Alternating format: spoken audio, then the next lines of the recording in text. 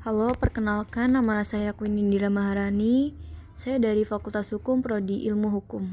Saya dari Kafilah Syafi'i Ma'arif 13. Kali ini saya memilih buku Demokrasi Kita karya Muhammad Hatta.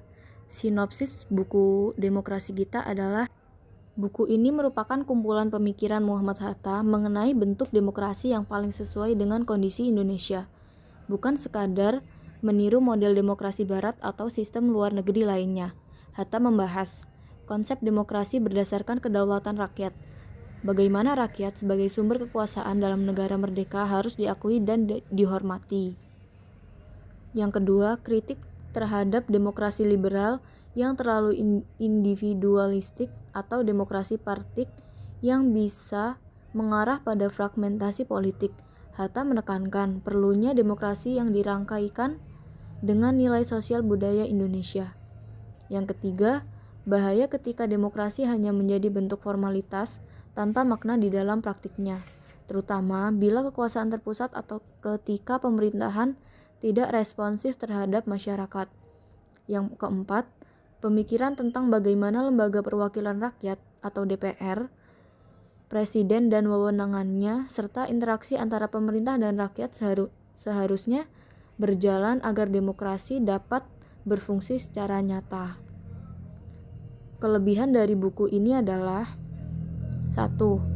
Kontemporer untuk zamannya, bahkan tetap relevan sampai sekarang, seperti isu konsentrasi kekuasaan, legitimitas, representasi, partisipasi publik, serta penyalahgunaan kekuasaan adalah isu yang tetap hidup. Yang kedua, bahasa pemikiran yang kuat dan jernih.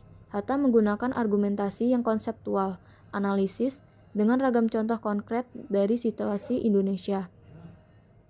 Yang ketiga, pemberdayaan budaya lokal dan identitas bangsa sebagai basis pemikiran demokrasi yang memungkinkan pembaca untuk melihat demokrasi bukan sekedar sebagai impor, melainkan sebagai sesuatu yang dikonsentrasi dari dalam.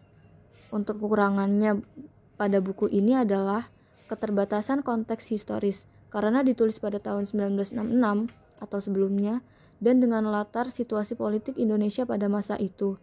Beberapa contoh atau asumsi mungkin kurang sesuai atau sudah berubah drastis di zaman sekarang.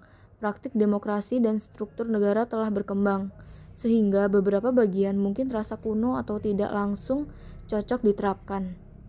Mungkin itu saja yang bisa saya jelaskan. Wassalamualaikum warahmatullahi wabarakatuh.